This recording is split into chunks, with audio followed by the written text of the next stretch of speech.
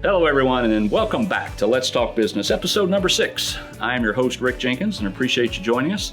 And I am here with our first guest now. His name is Derek Davis. Derek is the CEO, the founder, the owner of Intelli-NET. Intelli-NET is headquartered right here in Greenville.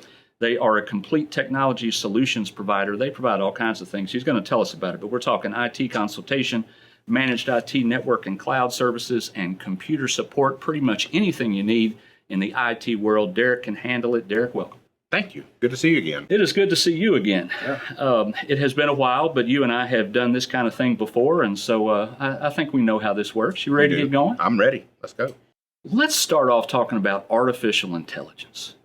Man, I tell you, when I was young in the 80s, there was a movie that came out called War Games, where computer learned to teach itself, and it was going to start World War III on its own, right? And then you had the Terminator.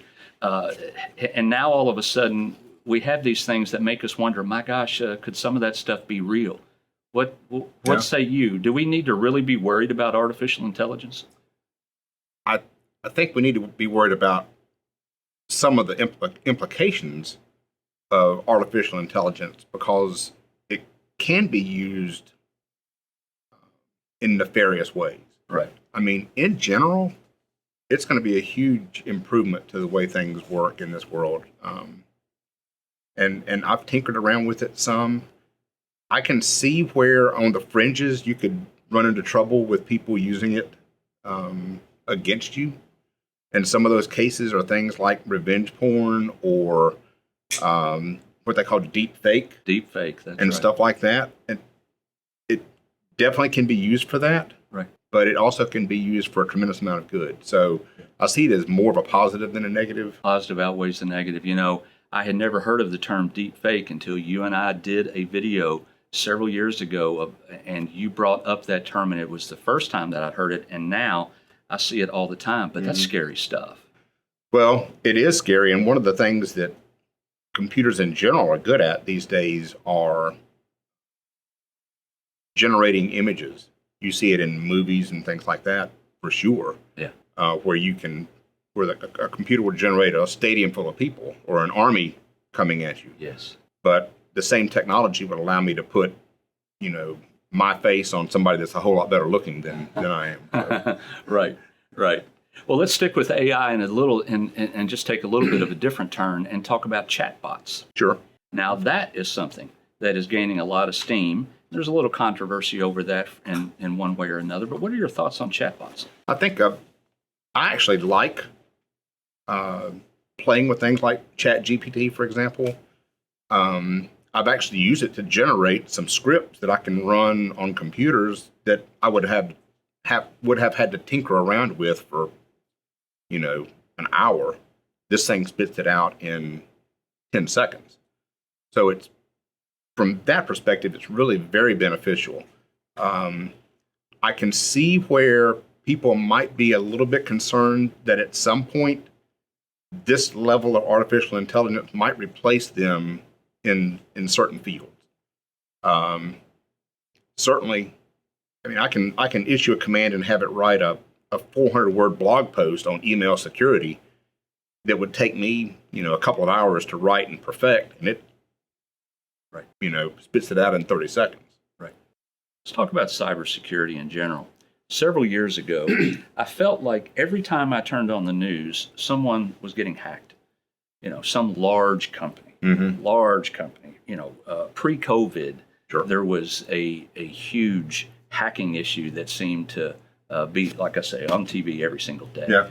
But I haven't heard as much about it recently. I don't know if it's because it's become so commonplace that it is not the news that it once was, or if we've become a little bit more proficient with our IT vendors in preventing it. The answer to that question is both. There are certainly still high-profile hacking events that occur. The city of Spartanburg was basically shut down earlier this year. And it still happens to businesses all over the place. So you don't hear about it quite as much because you just it's not as big of a newsworthy item as it used to be. If someone like Lowe's or Home Depot or Target or somebody like that got taken down, you would hear about it. But a company here in Greenville, you would never hear about it. Right. The other side of that coin is we are better at preventing it and recovering from it than we used to be. It doesn't make it a lot less. It's still expensive to prevent cybersecurity events from happening and to recover from them quickly. But the technology is there for us to implement to help people prevent them as much as possible and recover as quickly as possible. I would guess that as we become more and more of a mobile society, that hacking becomes a greater concern. I mean, I can't go anywhere without, none of us can go anywhere without our phone. And if I'm sitting at home, I'm never sitting there without my iPad. In the past, I think I've always had this comfort level, I believe, that my phone and my iPad were safe. Is that the case? For the most part, they are. I mean, there's some security things built into iPads and phones that make them safer than they used to be. I'll tell you an interesting thing. I thought you were going to ask me about something like TikTok. Yeah. Because that's really where people get worried about their information getting stolen, is because people voluntarily put their information into a system like TikTok or any platform really. And if that platform gets infiltrated, or if the company just gives up the secrets, like TikTok just provides that information to the Chinese government, for example, that's things that can be used against you. Yeah. Right. Tell me about cyber insurance requirements. Nobody likes insurance, right? Yep. Except people that sell it. Yeah. It's a necessary evil because, as I said, companies are still getting attacked. Cyber crimes occur, ransomware, email theft, people steal your credentials, all kind of things like that still happen. And so companies face an exposure, a liability for cyber theft. The biggest problem that you might have in terms of cyber liability insurance is if you've got a bunch of people's information, medical or whatever, and it gets compromised, you're on the hook to protect the people that were compromised.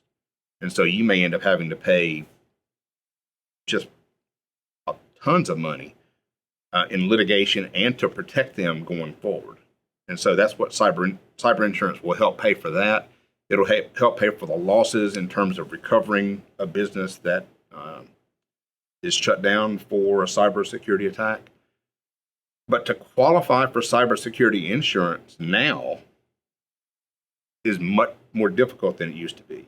You have to prove that you are taking measures to protect yourself against the bad guys. And the easy things are things like turning on multi-factor authentication for your email, or for any web accounts, or having your Office 365 or Google tenant monitored for malicious activity from the backside. If you're not doing those things, there's a good chance you won't even qualify for cybersecurity insurance. So that's kind of where a company like us steps in to offer solutions to small businesses that can help protect themselves, at least give you some idea that something's going on so you can stop it.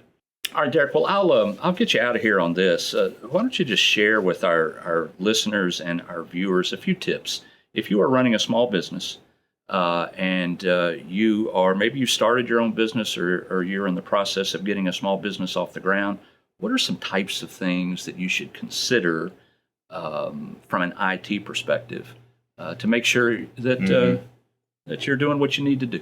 Sure. The smallest businesses can and should afford some level of protection. You need rock solid antivirus that's monitored by a security operations center. If you're just getting the cheapest antivirus that you can get, there's a good chance it's not really protecting you, for example.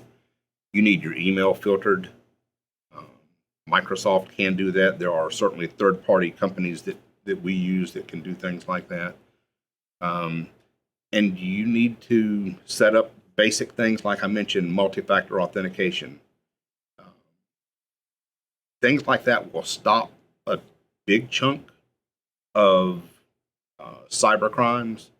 Obviously, it won't stop all of them, but basic things like that, you just have to have good hygiene in terms of your computer security. And we can certainly help small companies with tasks like that. Right, of course.